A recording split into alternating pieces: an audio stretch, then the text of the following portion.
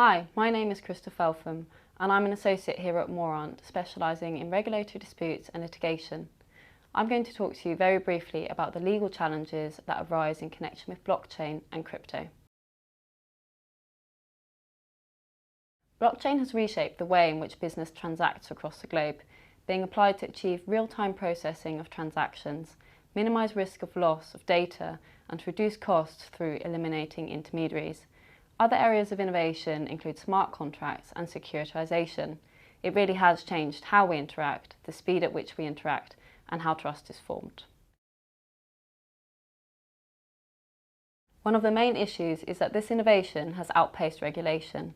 At the outset, one difficulty has been understanding the technology sufficiently well to find a new home for these services within the current regulatory framework. Legal issues range from IP ownership, data safety, fraud, all the way to jurisdiction and enforcement. Speaking as a litigator, issues such as forum and enforcement are at the forefront of my mind. Due to the global and decentralised nature of crypto, if a dispute arises in respect of a transaction, you could find yourself having a jurisdiction battle before even coming to address the case on liability. One key area of risk for our clients, however, has been on the regulatory side. There's a saying, with every innovative digital advancement, there's an equally innovative fraudster. You've probably seen headlines describing crypto scams which resulted in severe investor losses, or hackers using distributed ledger technology to effectively clean proceeds of crime received in Bitcoin by layering transactions and ultimately converting them into regulated currencies.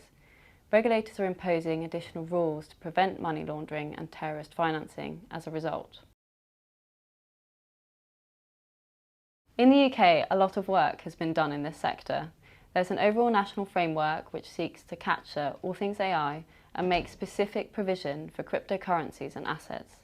Due to the increased popularity of consumer-aimed crypto tokens, the HM Treasury recently confirmed its intention to extend financial promotion scheme to capture crypto assets.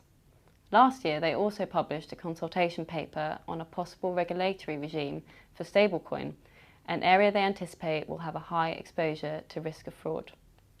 In the meantime, courts attempt to navigate the field with a series of recent judgments which clearly affect the legal treatment of crypto.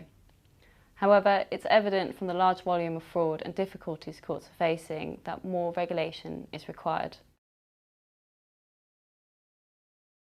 Guernsey as a jurisdiction has been keen to encourage and support innovation whilst protecting consumers. One example of this is the creation of the Innovation Sandbox, which has a similar function to the FCA regulatory sandbox in the UK. Guernsey's commitment to innovation and development is evident not only through this, but also through the approval of the first Guernsey cryptocurrency fund in October, which launched earlier this year. However, Guernsey also faces similar challenges to other jurisdictions and is mindful of the possible abuse of systems to facilitate financial crime. Whilst some activities will fall within the current regulatory framework, the GFSC has updated the handbook in respect of virtual assets and is paying closer attention to safeguards for investors. As you can see, this is a vast topic with constant development. It will be integral to businesses and trust companies moving forward to understand the regulatory landscape they are in or might become subject to through transactions and ownership of assets within structures.